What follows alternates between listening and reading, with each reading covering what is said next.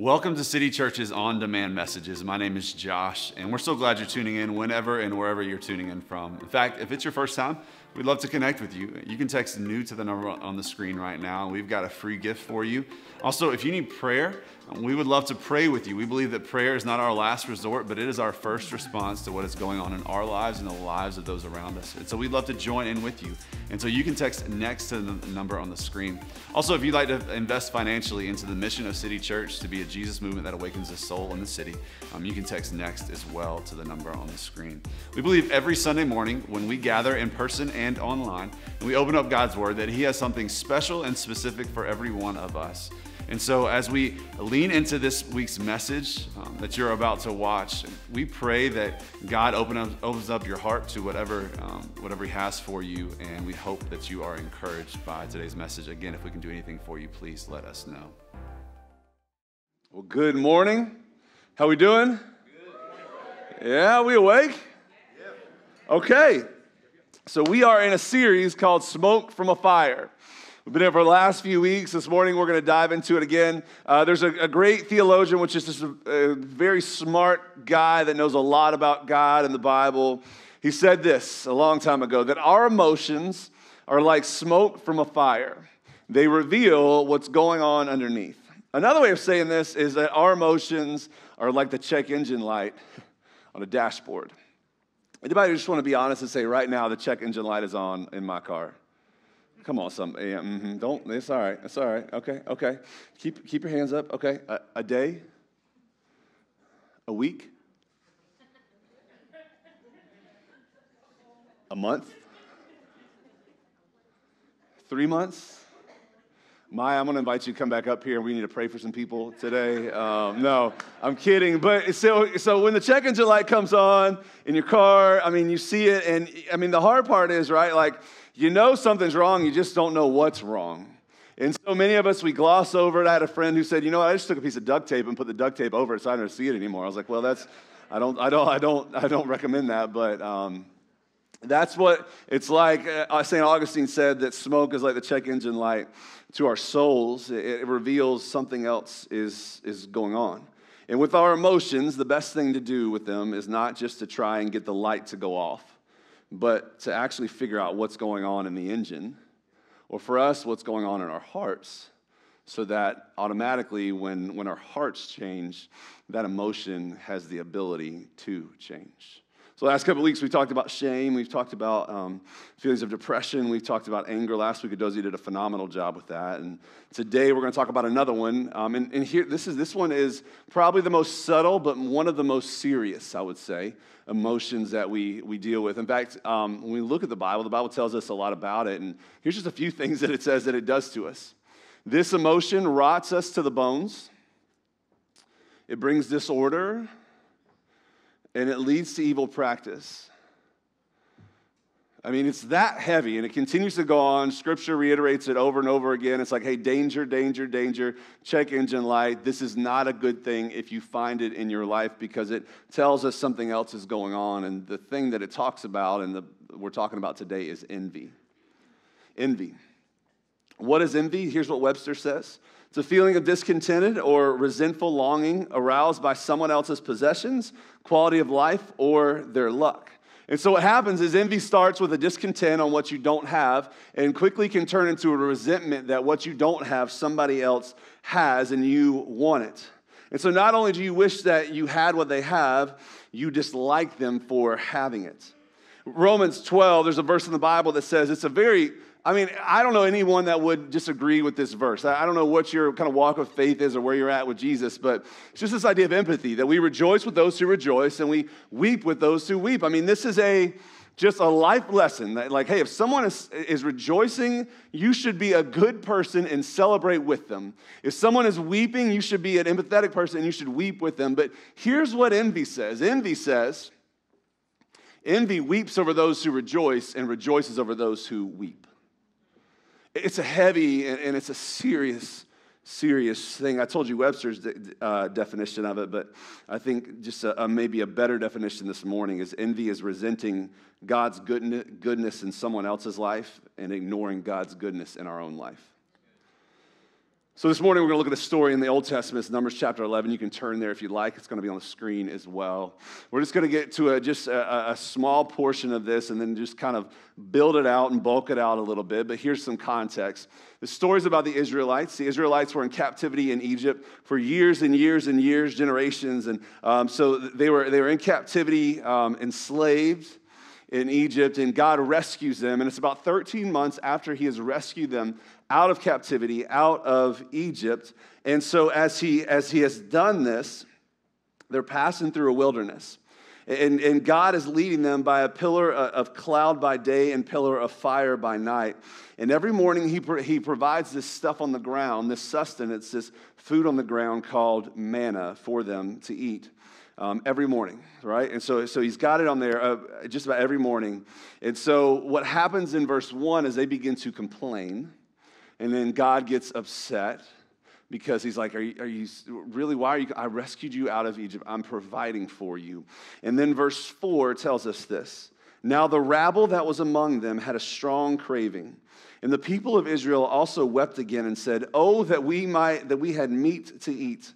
We remember the fish we ate in Egypt that cost nothing. The cucumbers, the melon, the leeks, the onions, and the garlic. I mean, they're thinking, man, we lived like kings in slavery in Egypt. But now our strength is dried up and there's nothing at all but this manna to look at. So a couple of things, a couple of words real fast. This word rabble, just so we all understand, because rabble's a weird word, right? It just means multitude, so a large group of people. A large group of people started getting upset. It says they had a strong craving. That word strong cravings means greedy desires, okay? And then the last word that we see here, or the last phrase, is our strength is dried up, which basically means our soul is dried up. So they're looking at what God has done and what they're providing. They said it was just better in Egypt. It was just better in slavery. And so because of that, our soul is dried up. I mean, all we have is this manna, and if that's all we have, we are going to shrivel up and die. Now we know, and later on, Moses tells about this account of the Israelites walking through the wilderness, and he tells us that their feet never swelled up, which sounds random, but feet swelling was a sign of malnutrition. And so we know this, that the manna that they had right here, and this is an important word, we'll come back to it, the manna that they had was enough for them, and actually, it was more than enough. You see, what envy does is that envy dries up your soul and takes away your appetite to enjoy what is right in front of you. So envy makes some of us unhappy in our marriages or our jobs. It's why some of us are generally critical people about everything and why you can find a flaw in anything. That critical spirit comes from a deep dissatisfaction that arises from envy. When you are envious, like the children of Israel, you start to find faults with everything. But more important than this, envy is a direct assault on the goodness of God. Let me show you what I mean by this. So we have two phrases. We remember. So we go back, right? So they're going back in time, and they're saying it was just better in Egypt. They were enslaved in Egypt. They were slaves in Egypt. And they said the food was better, so it was better. And so they are looking back on the goodness of God that rescued them out of slavery, and they're saying, you know what? It was just better back then. And then they say, but there's nothing at all but this manna to look at. So right in front of us, what's right in front of us right now is not good enough. And then the whole story is this. They're saying, can we just go back to Egypt? But the whole context of this is God is taking them to a promised land, flowing with milk and honey. And so here's what envy does to us. Envy forgets the goodness of God in the past. So envy causes us, when we see something that somebody else has that we don't have and we become resentful towards it, envy causes us to look in the past of God's faithfulness in our life and forget about it. It causes us to look at what's right in front of us, the goodness of God right in front of us, and it causes us to overlook it. And it causes us to ignore the promised goodness of God in the future. And because of what was going on in their life, because of what they saw in front of them, they missed completely the whole goodness of God in their life, which just causes us to ask this question. What in your life is causing you to miss the goodness of God right in front of you? What are you looking at? What are you seeing in someone else's life? And you say things like, I just wish that I had that. Or we say, if I just had that, my life would be better. Or we say, if this would not have happened to me, or this would have happened to me, what happened to them, it would have been better. I mean, you look at maybe for you, you're like, why am I not married yet? I am way better looking than her, and she got married. And so, I mean, or we say, why are they making this, how are they making this much money? I am way more responsible, and I actually show up on time, and yet they keep getting the promotion. Or we say, why can't their kids, why can't my kids be as good as their kids? Be as respectful? Why can't my Instagram photos look like theirs? You don't realize that the family photo they took was picture 57. Someone told me the other day that Instagram should be called Envygram. They did a study with college students, and they said, hey, spend 30 minutes looking at, two universities did this, spend 30 minutes looking at the social media accounts of people in your age bracket and your same stage of life. And they said, afterwards, they said, how do you feel? A third of those people, almost to a half of those people, said that they felt severely depressed because they saw what someone else had and then became resentful towards it. And they missed the goodness of God in their own life. There are things right in front of you right now. And I'm saying this because I am the worst at this. So I will say it to me first. There are things in front of me right now that I am glossing over, walking over, and ignoring. And God is saying, this is my goodness in your life. The question is, well, why do we do this? So it brings us back to verse 6. Verse 6 says, but now our strength, our soul is dried up. So, I mean, they're like, our soul is dried up. And there's nothing at all but this manna to look at. This word manna is incredibly important because it's not the last time we see this. Now, God continued to provide for the Israelites through the source of manna. Manna was like this, some say, like one account says it was kind of this flaky substance that was on the ground every morning. We see that it was kind of like a gummy substance. Whatever it was, we knew that they would make cakes out of it, whatever else. And so it was a bread-like substance in some capacity. We don't just hear about this in the Old Testament in this story of how Jesus rescued the Israelites, or God rescued the Israelites. We see what happens later on is that God sends his son, Jesus. He was born, this is Christmas Day, what we celebrate. God sends his son, and then Jesus begins to tell us not only who God is, but who he is, which is he is God, but he begins to make it a little bit more applicable. You see, when Jesus came to earth, the whole point of that is so that we could understand who God is, so we could have a relationship with God. So here's what he says about himself. John chapter 6 says this. Jesus says this, I am the bread of life. Your fathers ate the manna in the wilderness, and they died. This is the bread that comes down from heaven, so that one may eat of it and not die. I am the living bread that came down from heaven. So we see this immediately, right? Let's just go ahead and draw. It's just word search, right? Here we are. Manna, same manna. That is literally what he's talking about. Your fathers, so these people that were complaining, that were saying our souls are dried up, your fathers ate the manna in the wilderness and they died because it was a physical sustenance. It was a physical manna. But Jesus seemed like it was important enough to bring it out and bring it up, right? I wonder why. Then he says this. This is the bread. So I am the bread of life. So this is Jesus talking. This is the bread that comes down from heaven so that one may eat of it and not die.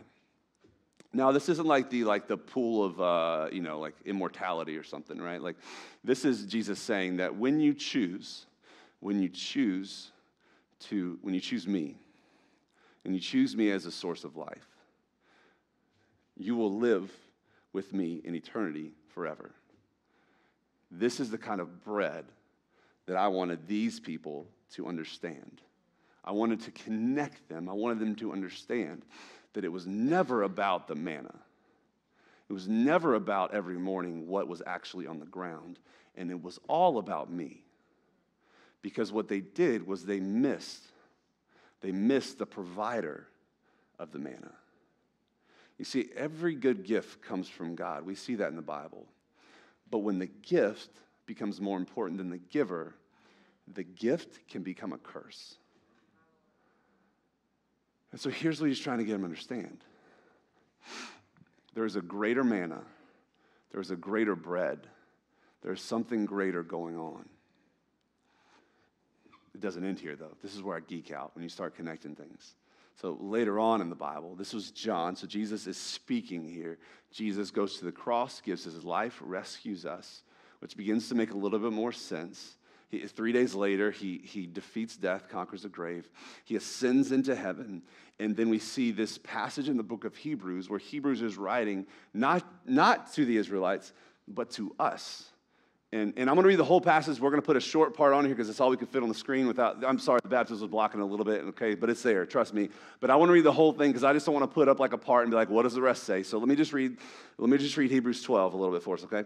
Therefore, since we are surrounded by such a great cloud of witnesses, let us throw off everything that hinders and the sin that so easily entangles us.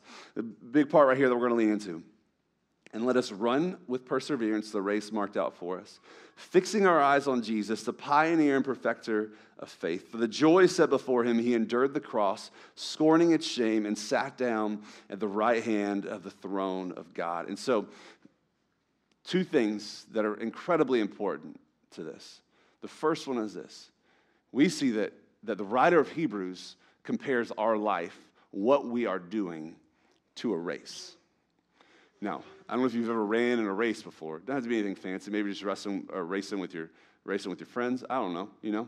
But I did a little Google search because that's what I do when I don't know something. I first started Google, and I just said, hey, what are the worst things you can do in a race?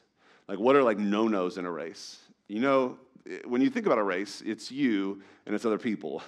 If it's just you, it's not a race. You're just running, okay? So if you're sitting there and be like, I race all the time, like, and you're just going on a jog around your neighborhood, you ain't racing, all right? So a race is with people, and you have options in a race. Of where you can look. You can look to your side and to see where that person is running. Are they in front of you or behind you? You can look behind you and to see how far back they are if you're fast like me. And I'm kidding, I'm super slow. Or you can look ahead. Everyone will tell you. If you want to slow yourself down, and if you want to miss out on potentially running the race that you really want to, maybe even winning, look beside you. Or better yet, look behind you if you want to do that. Any runner that runs a race, from the minute they're off the blocks, they're right here. Now, races are full of the opportunity for comparison. Why did the Israelites envy? Because they compared what they had now to what they had. See, below comparison, the check engine light for us is envy, but below that is comparison. That we started comparing our lives and ourselves to someone else. I don't know, there's sociologists will tell you that there's 3 different kinds of comparisons we can have, but I will tell you this. That in every race there is an opportunity for comparison, and envy thrives off of comparison. So maybe for you it's material comparison. So you're envious of what others have. So you thought your car was great until you saw that guy's truck. Or you loved your kitchen until you saw hers on Facebook. Or that family went on another stinking vacation. Maybe it's material comparison. You're looking at what you have physically, comparing it to what someone else has. Maybe it's relational comparison. So you're envious of who others have. So you're not married yet. Or maybe you're looking at them and they just seem like the perfect family, and they're not. But it sure seems that way. Maybe you're single and you look at your friends that are dating and you're just like, why can't I have that? Or maybe you just don't have the friends that they have. And let me say this, that it's not wrong to want these things. I mean, gosh, half of what we do in prayer is asking God, right? But the problem is when our heart turns from just wanting and asking God to resenting others because they have it. Maybe for you it's circumstantial comparison. So you're envious of the situation others have. I just wish I could be healthy like them. I just wish I had their situation. I wish my job had that kind of significance or gave me that kind of freedom. I wish, maybe for you, I could have a baby, and we just haven't been able to yet. And so you see what others have, and and you want that, but then the want becomes something in your heart that kind of takes over and takes root, and you begin to resent. You see, what envy says is, envy says, look around. Envy says, look around. Look around, because I guarantee you, envy's like, if I can get you to look around, I guarantee you'll find something that you don't have, and you'll begin to want it. What Jesus says is look ahead. Look ahead. Because here's, I love this, right? All right, sorry. Can we throw those verses back up there, please, again? Because what happens is this. We see in that verse 6, right, the story of the Israelites, Jesus coming, and then this wisdom for us. What's the biggest thing that we see? And it's not even comparison. Here's what it is. That the Israelites said, there is nothing at all but this manna to what? Look at. They're saying, this thing that's right in front of us that we are physically looking at is not enough. And then Jesus says, hey, this manna, no. This manna was just a bigger picture, a foreshadowing of this. I am the actual bread of life. Like, I am what sustains and what supplies and what provides. And then the author of Hebrews says, now, because of all this, right? Like, these guys they missed it. They missed God. They missed the goodness of God. They missed the bread that God was providing. So God says, I'm going to provide a greater bread, my son. And what does Hebrews say? Fixing our eyes on Jesus. The story is the same. Their story is our story. And we say, I'm not wandering in the wilderness, and I don't have manna floating or gummy stuff floating around in front of me. No. But you have the bread of life right in front of you. And the answer to envy, the answer to comparison, which we all do, is Jesus. Because envy exists where Jesus isn't enough. That's the Israelite story. This bread in front of me is not enough. Envy exists when we have Jesus right in front of us and we say, it's not enough, I need more. You see, what their eyes were fixed on wasn't enough. And I will tell you this because I've learned it in my own life. When my eyes are fixed on anything but Jesus, it is never enough. And so you're trying to get out of something right now, and someone's telling you, hey, the grass is greener on the other side. I'm just saying that what's in front of you isn't even the physical thing. It's the bread of life. It's Jesus. And he is enough. Because although envy exists where Jesus isn't enough, envy cannot live where Jesus is enough. So that's the opportunity. We find ourselves in a wilderness like the Israelites, with what we have right in front of us, and it is what we need and all we need. The question is, will we receive it this morning? I don't know what you're walking through. I don't know how long you've been comparing. I don't know the lies that you're now believing. But I will tell you this. You don't start with going after what you think you need on this earth. We start with believing that Jesus is all that we need.